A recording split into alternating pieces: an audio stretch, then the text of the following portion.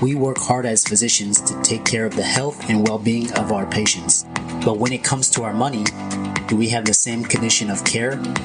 Probably not. Let's change that together. Welcome to the Financial Freedom for Physicians podcast, where we'll fight and advocate for your financial literacy. As always, I'm your host, Dr. Christopher Liu. Thanks for being here. Let's jump into the show.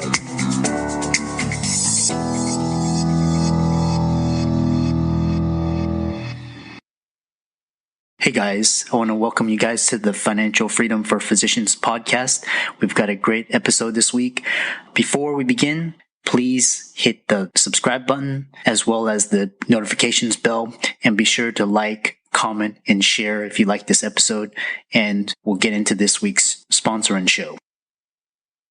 This week's episode is sponsored by CityVest. CityVest has quickly become the most popular and best way for doctors to invest in top-performing real estate private equity funds that are usually reserved for institutional investors. This unique access to investing in these institutional funds is available for the first time ever through CityVest's easy and secure online investment platform. CityVest does the hard work of conducting due diligence and vetting the investments.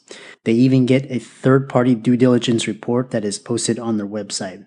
As a result of aggregating a several million-dollar investment amount into their access funds, CityVest gains access to investing in the institutional investment and is able to negotiate better investment terms such as a 12% preferred return. You can check them out at cityvest.com or go to the link in the show notes below. Now on to the show. So welcome everybody to this week's podcast episode for the Financial Freedom for Physicians podcast. I'm your host, Dr. Christopher Liu. And as you know, my mission as a podcaster and host is to empower you to achieve different types of freedom, including financial, emotional, time, and location freedom. And in doing that mission, I always bring in guests that are on the cutting edge, doing really interesting things, out of the box things, and living life on their own terms and embodying those four principles. So today we have Tyler Foley, and he's really interesting as he's a public speaker, he's an author, and he's had a lot of experience in media and acting. And I think you'll have a lot to benefit from his insights and wisdom on this show. So Tyler, welcome. Oh, thank you for having me on, Christopher. I've been looking forward to it, actually. Yeah. No, we connected on Podmatch, and, we talked a little bit backstage, and I find your story really interesting, which is why I invited you on the podcast. And so, briefly tell people about your backstory, and how you got into what you're doing, and we'll go from there. Well, it's a very circuitous journey, I will put it that way. I started acting when I was 6 years old. I was very lucky to start off early. It's the kind of thing that, experience trumps all. You can have all the talent in the world, but they're going to trust the person who has the experience over talent every time. Talent gets into the audition, but it's experience that usually books you the gig. So I've been very lucky in my career that I've had a very long career. And when I was around 25, 26, I kind of became jaded and complacent, because at that point I'd had the career for 20 years. So I did what most people do at the end of their 20-year career, and I retired. I just got to do that at 25. So I retired from acting and went and got an engineering discipline. And I specialized in geomatics, so earth study. And I started my own photogrammetry firm. And for people who don't know, if you've ever turned on satellite view on Google Maps, that the pictures of the ground is what I created. And that study is called photogrammetry. And so I studied photogrammetry and cartography and made picture maps for a little bit. But it was a beautiful business to be into, because it blended a lot of my passions. I do love geography. I really enjoy aircraft. And so I had a fleet of 3 planes We were flying aerial photography and LiDAR, and we were one of the first aerial survey firms to get a digital camera certified for aerial photography. It was a really exciting time for me. Unfortunately, I as much as I enjoy the practice of geomatics, I was not a good businessman at the time, and that business failed.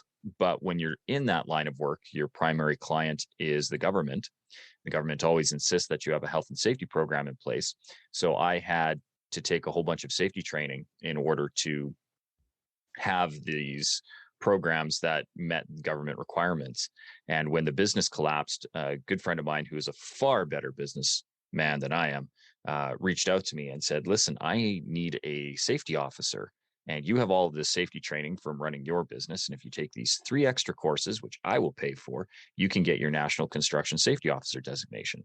And I said, well, that sounds interesting. So I did that and became his safety manager on a very, very large 9-figure construction build with multi players and multinational interests.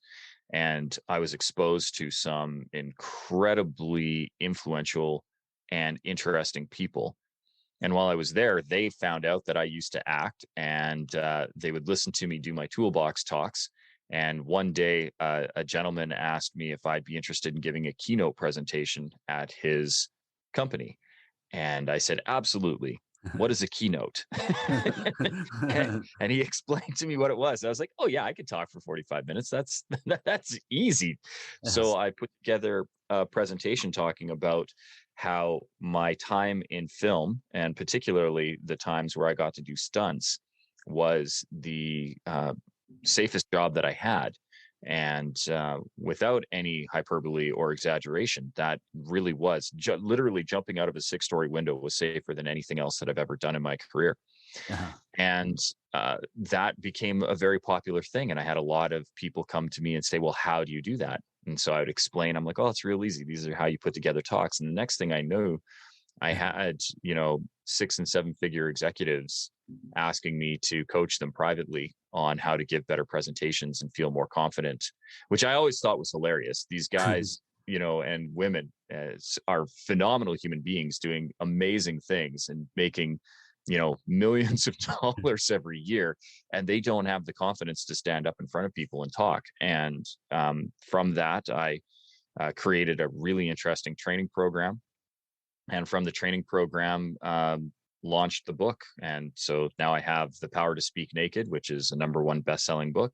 And I get to speak very regularly around the world and do my 3-day and 5-day seminars and workshops and teach people how to speak from stage more confidently.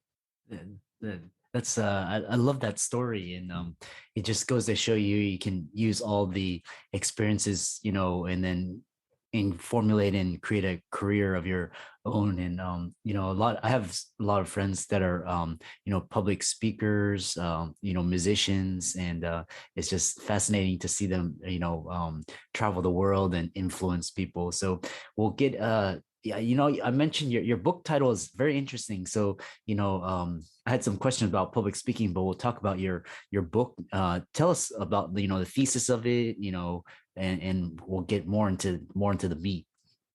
Well, my book is a nonfiction book, and it didn't really have a thesis so much as a theme. And that theme was that most people prepare for public speaking wrong.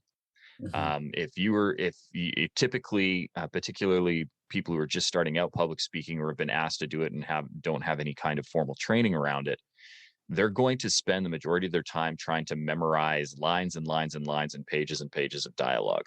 And that serves absolutely no one. It doesn't serve you. It doesn't serve your audience. It locks you into a script. And I usually like to explain it as a trip, right? We want to take our audience on a journey. And when you lock yourself into memorizing pages and pages of dialogue, I live in Calgary. And so I want to take my daughter to Disney World. So we've got to get from Calgary to Orlando. And if I memorize a script, it's like saying that I am going to fly on Air Canada flight 2256 from Calgary to MCO. That is how I'm getting there. Uh-huh. And the problem with that is, could it work? Absolutely, it could. But what if the flight goes mechanical? What if they don't have a direct flight from Calgary to Orlando? What if my daughter gets sick and we can't travel across the border, particularly right now, right? When we lock ourselves into this one track, this one path, we're literally on a train. And now we can't get off until we reach our end destination, where what we want to do is know that we need to go on the journey, and it's taking our audience on the journey that's the most important thing. And so being free to know that we need to end up in Orlando, but how we get there is up to each individual audience and each individual presentation. So maybe I take the plane because we only have X amount of time and we need to get there quick, right? So those are going to be your quick 5 and 10 minute presentations, usually at some kind of a networking event. You got to get the information there and you got to get it quick. But you may need to take a bit of a detour, you know?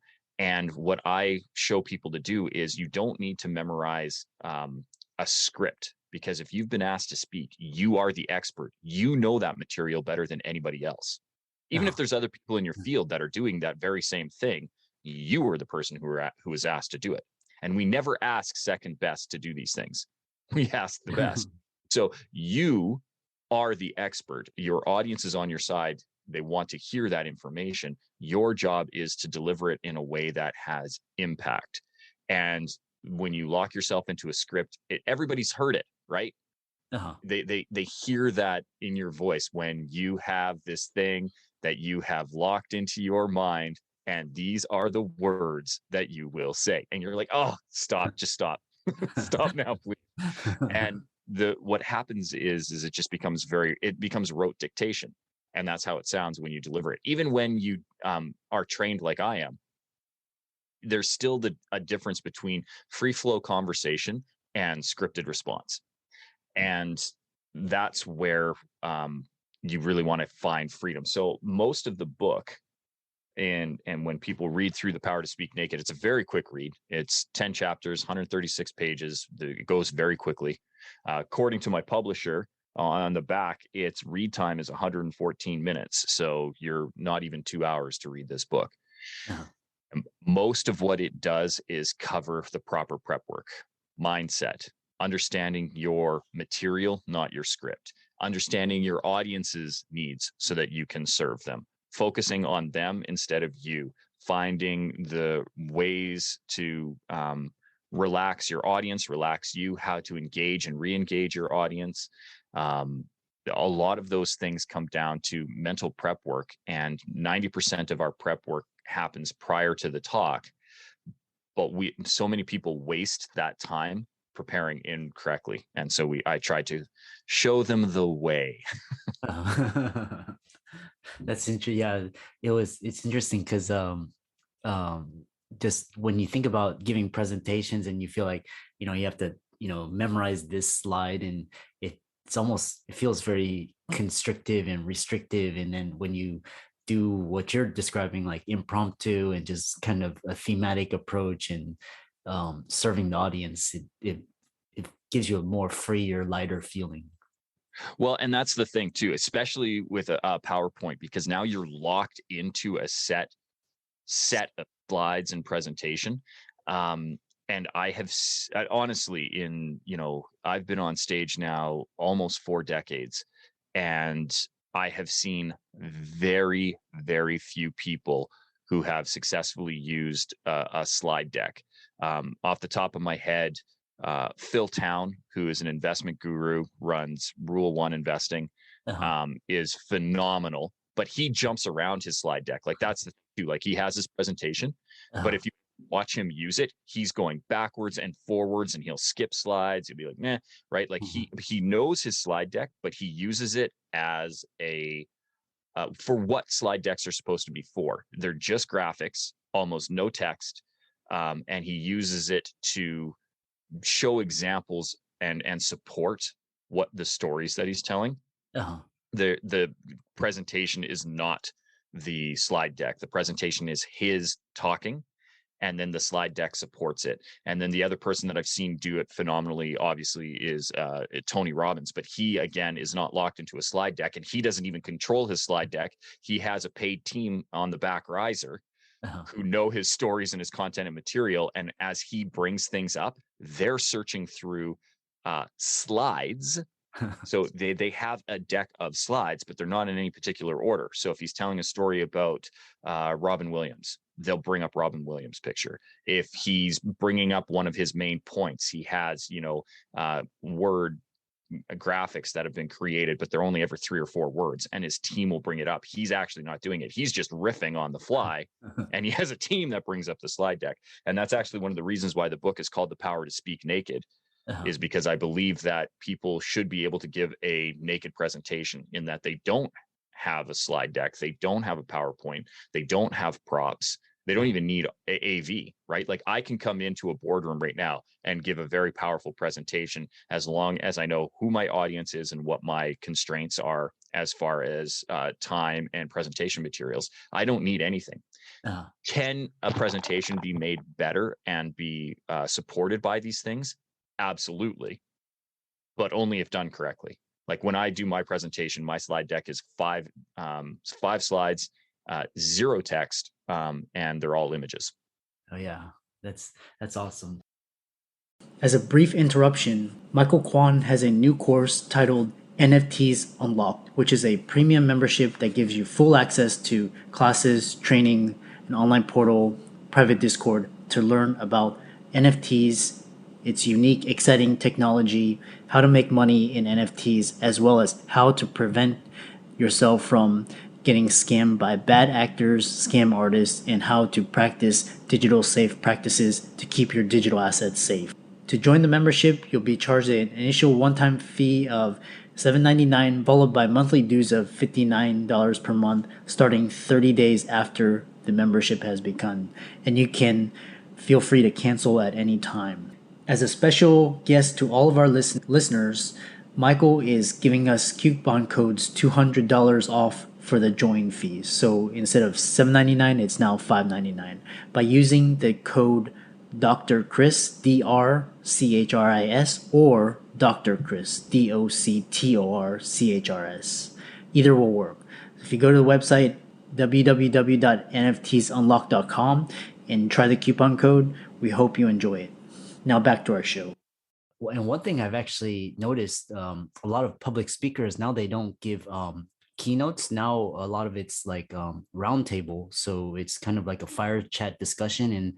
And what's interesting is it's more, I feel like it's more dynamic and more impromptu, and the listener can pick out themes and key points and takeaways from just by being there. So that's interesting. Yeah, no, and I think, again, where that is stemming from is this, the mastermind idea, the Juntu, where you have, we are more than the sum of our parts, and you can feed off of ideas and you can support ideas. And the other thing too, in format like that, you can have very civil debate. So you can have 2 opposing views, and it doesn't have to be combative. You can bring forward different viewpoints, and everybody's an expert. Therefore, no one person is wrong. And you can say, well, that is an interesting idea. Very similar. Like, I got challenged on stage about a year ago, saying that nobody actually is afraid of public speaking. And I got, well, there's statistics on this, 77% of Americans claim to have some form of anxiety around public speaking. And I said, no. They think they have anxiety around public speaking. But if we actually were afraid to speak in public, which is what we're stating when we say we're afraid of public speaking, commerce as we know it would collapse. There is absolutely no way that you and I could go to a restaurant and order food if we were legitimately afraid to speak in public, because a restaurant is a public space. And if we were afraid to speak to strangers, we wouldn't be able to order if we didn't know our wait staff. And I don't know most of the wait staff that I go to any restaurant for. particularly with the amount that I travel. So if you can go to a restaurant and you don't know your wait staff and you were able to order food and have that come to your table, you were able to speak in public, you were able to speak to a complete stranger, and you were able to ask for what you want and receive it. So this notion that we're afraid to speak in public, or we're afraid to speak to strangers, or we're afraid to ask for what we want is null and void if anybody has ever been to a restaurant. And I can already hear your audience. I already know where it goes, where they're like, no, but wait, Tyler. When I'm ordering food in a restaurant, the people aren't looking at me. And trust me, if they were looking at me, I wouldn't open my mouth. And to that, I say, great, then let's acknowledge that you are not afraid of public speaking. What you're afraid of is public judgment. You're afraid that when you speak and if people are looking at you, that they will judge you for the words that you say. And when we acknowledge that, then I can help you. But if you're going to sit and claim that you're afraid of public speaking, I can't help you, because if you're afraid to speak in public, I am not a clinical psychologist or psychiatrist. There's no way that I can overcome that fear. But what I can do is help you overcome the fear of public judgment, because that's a real easy one to tackle, particularly with the first couple of things that I noted. You are the expert and your audience is on your side. Yeah, it's so interesting. Well, and I know, in the sake of time, but it's like such a fascinating discussion, and we might have you on the podcast later. We'll just some nuts and bolts, like someone they're in a career profession and they want to start being a thought leader or an influencer or a public speaker. How can they start? What's the best way to just get started? To start telling people that you want to do it. And right, because here's the thing, that statistic is not wrong. If we were to poll a room right now, if there were 4 people in the room, 3 of them are going to say, I'm not going to get up on stage and speak. So if you can be that 1 out of every 4, you're already a step ahead. And if you let people know, they're going to very gladly hand that baton off to you. So the first thing is to start saying, this is a thing that I want to do. The next thing is to start looking for help in getting better with that in training, whether that's something like me, or if you just want to get some practice in finding a thing like Toastmasters or a local speaking club, because they're everywhere too. And then once you start developing a talk and you're really confident, and not even before you're really confident, to start gaining confidence in it. Once you have an idea for a talk that you'd like to present, it is a simple internet search.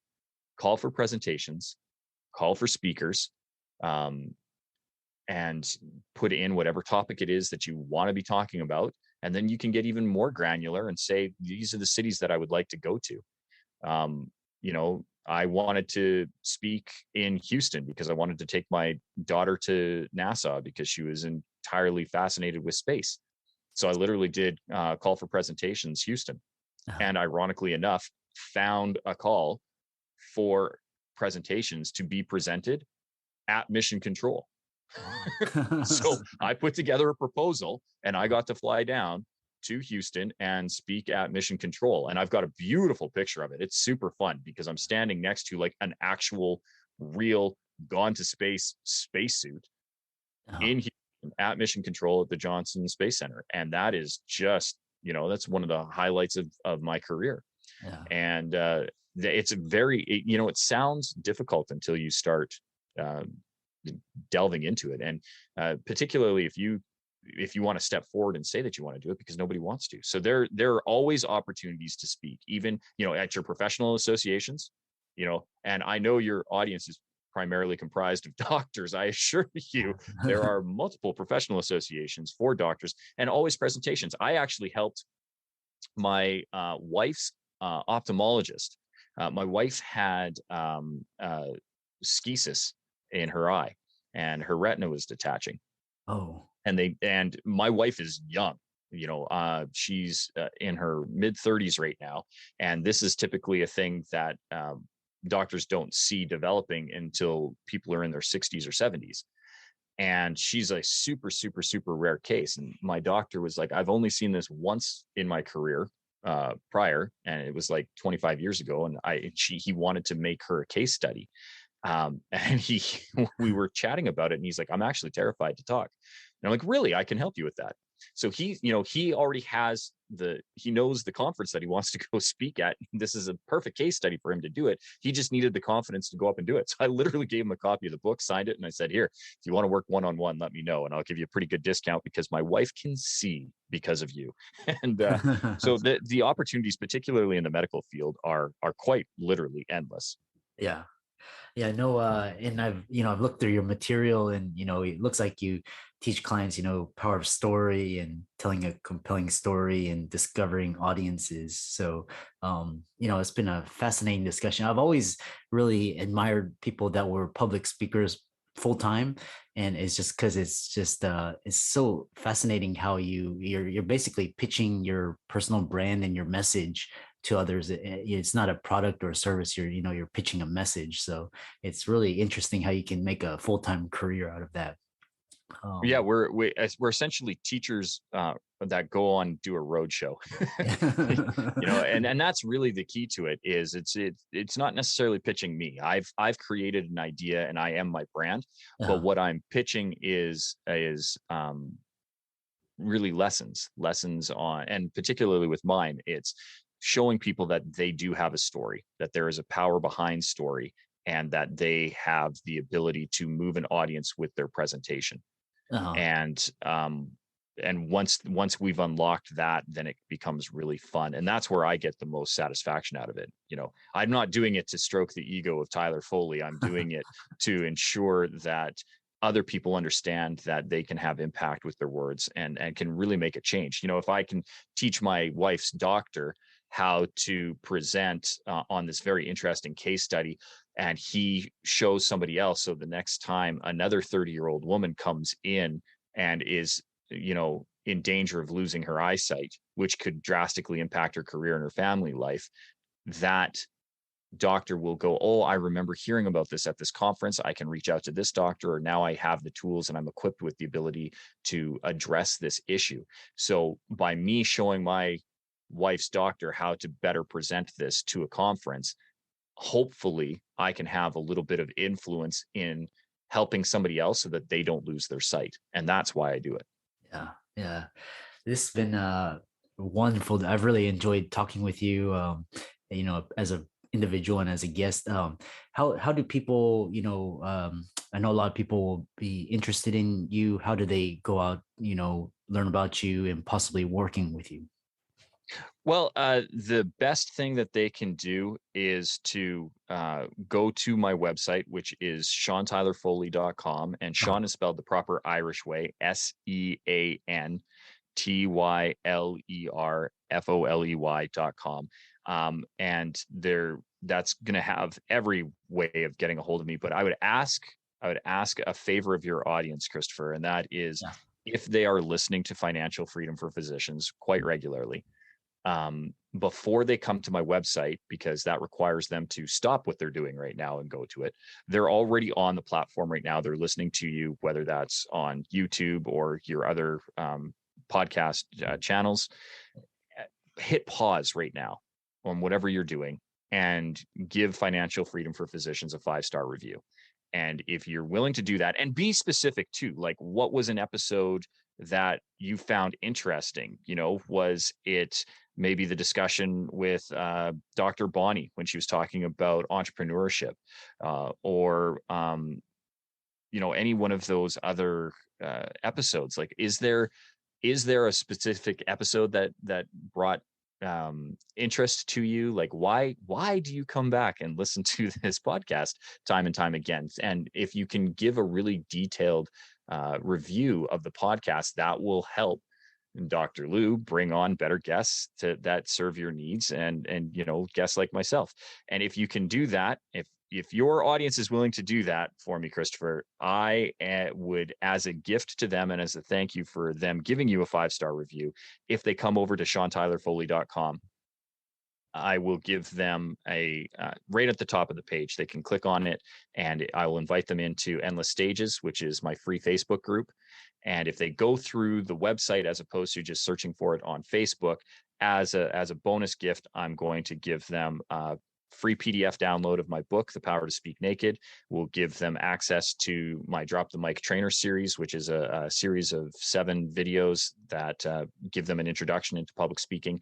And as a member of the Endless Stages Facebook group, I go live every Tuesday for 20 minutes at noon Pacific, 3 Eastern, and do a live training from whatever topic happens to be buzzing around the Facebook group that week. And that's a really great way for people to get introduced and get some free training, start to find their message, start to find their confidence in public speaking. So it would be my gift to them if they come to SeanTylerFoley.com, but only if they're willing to hit pause right now, give Financial Freedom for Physicians a 5-star review, and then if they're willing to do that, I'm more than happy to gift them on my end.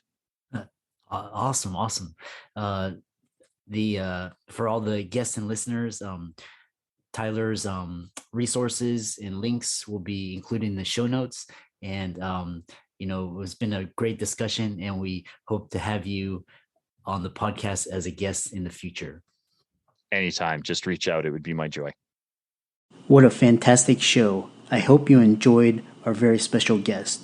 Just remember, as a shout out to our this week's sponsor, CityVest.com. CityVest gives you access to the best real estate private equity funds with enhanced investment terms, verified due diligence, and lower risk. You can check them out at cityvest.com or click on the link in the show notes below to hear about their upcoming investment offerings. If you enjoyed that episode, don't forget, that's just the free content. We also have paid premium content subscription with better guests, information, updates, and discussions that can't be accessed anywhere else. You can subscribe to our premium content by clicking on the link in the show notes below to subscribe.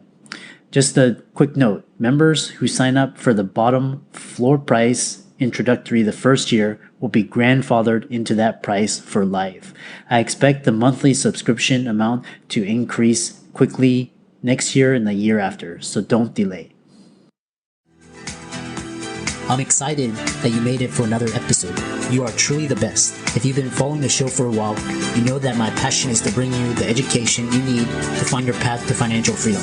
Please come back week after week for new content, new resources, and great guests. Until then, if you haven't already, please be sure to check out the website, www.drchrislumdphd.com for more support. I'll see you next week.